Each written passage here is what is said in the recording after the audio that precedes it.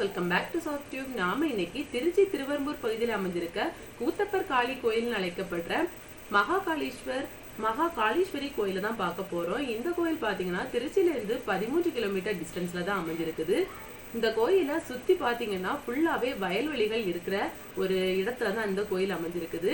இந்த கோயிலுக்கு பக்கத்திலேயே ஊர் காவல் தெய்வமான ஒரு கோயிலும் இருக்குது.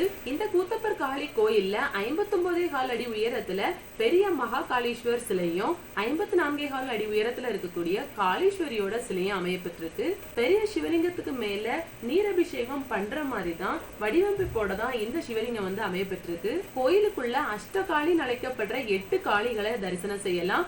10 பைரவர்களையும் தரிசனம் செய்யலாம்.